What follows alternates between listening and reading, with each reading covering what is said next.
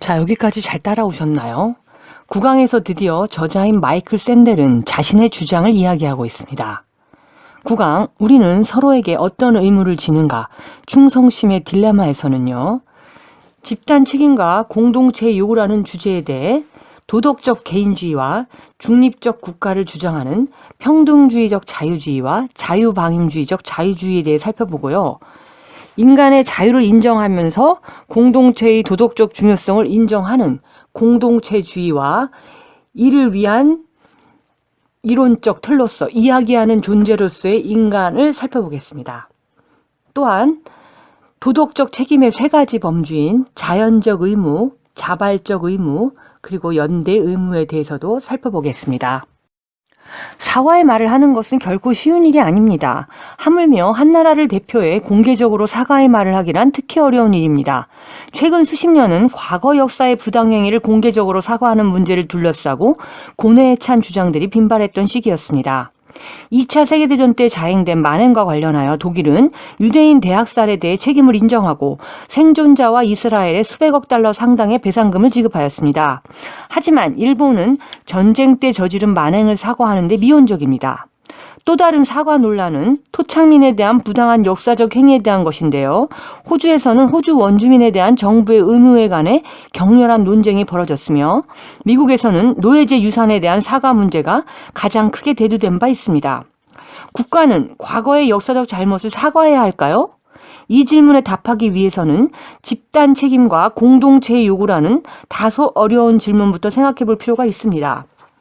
공개 사과를 정당화하는 주요 근거는 정치 공동체에 의해 부당하게 고통받은 사람들을 기억하고 그 부당함이 희생자의 후손에게 미치는 지속적인 영향을 인식하며 부당행위를 저지른 사람이나 그것을 막지 못한 사람들의 잘못을 배상해야 한다는 것입니다. 공개 행위로서의 공식 사과는 과거의 상처를 치유하고 도덕적, 정치적 화해의 기반을 제공하는 데 도움이 될 수 있습니다. 속죄와 사과의 실질적 표현 수단인 금전적 배상도 비슷한 이유로 정당화될 수 있습니다. 더불어 희생자와 그 후손에게 미치는 부당행위의 후유증을 줄이는 데도 도움이 될 수 있죠. 과거의 역사적 부당행위에 대한 사과를 반대하는 사람들이 내세우는 논리는 앞선 세대가 저지른 잘못을 현 세대가 사과할 필요는 없으며 사과할 수도 없다는 논리입니다. 사과한다는 것은 결국 부당 행위에 대해 일부 책임을 떠맡는다는 것인데요. 내가 하지 않은 행위를 내가 사과할 수는 없다는 것입니다. 공식 사과에 대한 원칙적 반박은 도덕적 개인주의라는 도덕적 개념을 기반으로 합니다. 도덕적 개인주의 원칙은 사람을 이기적인 존재로 보지는 않습니다. 그보다는 자유의 의미에 초점을 맞춥니다. 도덕적 개인주의자들에게 자유란 내가 자발적으로 초래한 의무에만 구속되는 것입니다. 내가 다른 사람에게 빚을 졌다면 그것은 합의라는 미덕, 그러니까 암묵적으로든 가시적으로든 내 선택이나 약속이나 동의의 결과입니다. 자유에 대한 이런 견해에는 집단적 책임의식 혹은 선조들이 저지른 부당행위에 내가 도덕적 책임을 져야 한다는 의무감이 들어설 여지가 거의 없습니다. 아무튼 그 죄는 그들의 죄지 내 죄가 아니기 때문입니다. 합의와 자유로운 선택이라는 개념은 오늘날의 정치뿐만 아니라 근현대의 정의론에서도 크게 두각을 나타냈습니다. 선택하는 자아의 초기 개념은 존 로크로부터 나왔습니다. 합법정부는 합의에 근거해야 한다고 그는 주장합니다. 우리는 선천적으로 완전히 자유롭고 평등하고 독립적이기에 어느 누구도 자신의 동의 없이 이 상태를 벗어나 다른 이의 정치 권력에 구속될 수 없습니다. 한 세기가 지나 임마누엘 칸트는 선택하는 자아의 더욱 강력한 개념을 제시합니다. 공리주의와 경험주의 철학자들에 맞서 칸트는 우리가 스스로를 취향과 욕구의 덩어리 이상의 존재로 생각해야 한다고 주장합니다. 자유롭다는 것은 자율적이라는 의미이고 자율적이라는 것은 자기 스스로 부여한 법칙에 지배된다는 의미입니다. 칸트식 자율은 합의보다 더 엄격합니다.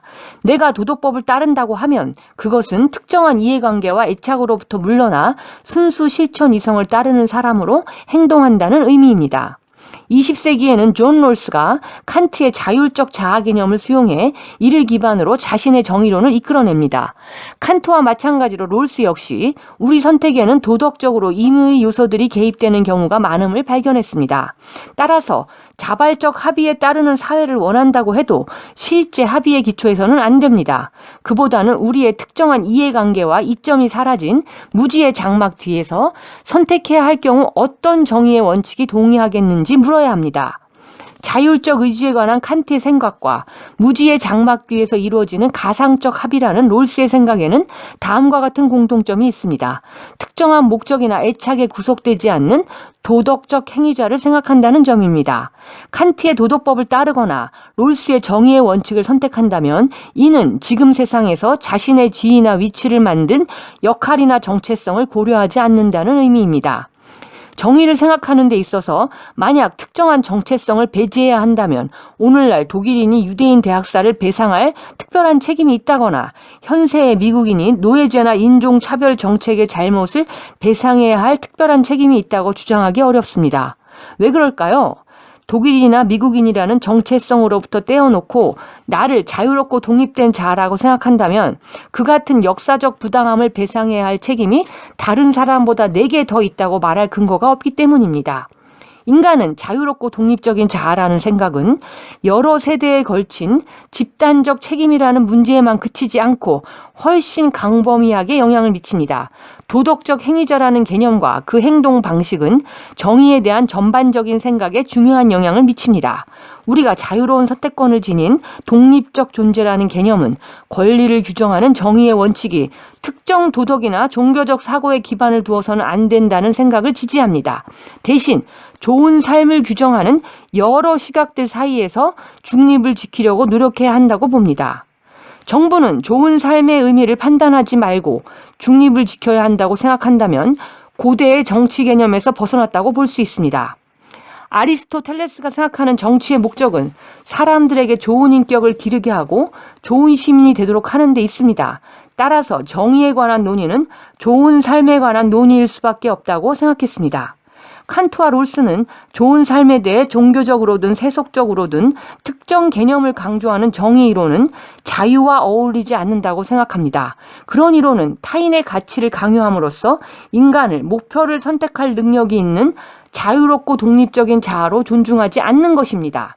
이처럼 선택이 자유로운 자아를 위해서는 중립적인 국가가 유리합니다. 이런저런 목적에 구속되지 않는 중립적인 권리의 틀이 필요한 이유는 우리가 자유롭고 독립적인 자아이기 때문입니다. 그러한 중립적인 상태에서 시민들은 도덕적, 종교적 논쟁에서 어느 쪽의 강요도 없이 스스로 자신의 가치를 선택할 자유를 누리게 됩니다. 칸트와 롤스는 자신들이 특정한 도덕적 이상을 지지한다는 사실을 부인하지 않습니다.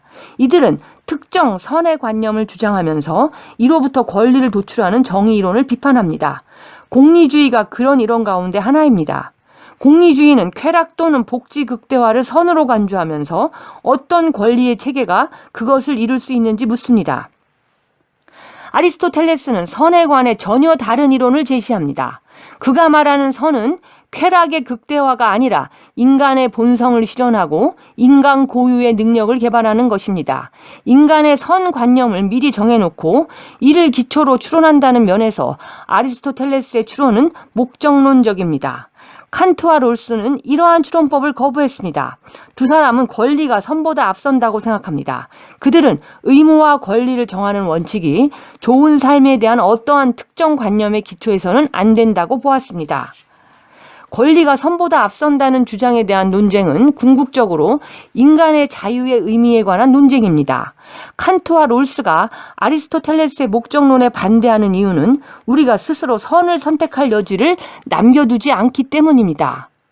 아리스토텔레스는 정의를 인간과 인간 본성에 맞는 선의 적합성 문제로 봅니다.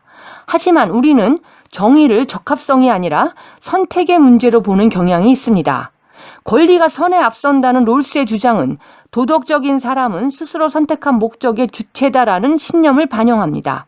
우리는 도덕적 행위자로서 우리의 목적이 아니라 우리의 선택 능력으로 규정됩니다. 우리의 본성을 1차적으로 드러내는 것은 우리의 목표가 아닙니다. 그것은 우리가 우리의 목표에서 분리될 수 있다면 우리가 선택하게 될 권리의 틀입니다. 자아는 오직 자아에 의해 확정되는 목적에 앞서 있기 때문입니다. 가장 유력한 목적이라도 분명 수많은 가능성 가운데 하나로 선택된 것입니다. 그러므로 우리는 목적론적 신념이 제안하는 권리와 선의 관계를 뒤집어 권리가 앞선 것으로 보아야 합니다. 정의는 좋은 삶을 단정하지 말고 중립을 지켜야 한다는 생각은 인간을 도덕적 선입견에 얽매이지 않고 자유롭게 선택할 권리를 지닌 자아로 본다는 사고를 반영하고 있습니다. 이런 생각들이 근대 자유주의 정치 사고의 특징입니다. 평등주의적 자유주의자들은 시민의 자유와 사회적, 경제적 기본권, 그러니까 의료, 교육, 고용, 수입 안정성 등을 강조합니다. 이들은 개인이 자신의 목적을 추구할 수 있도록 하려면 정부는 진정한 선택의 자유를 가능하게 하는 물질적 조건을 확보해 주어야 한다고 주장합니다.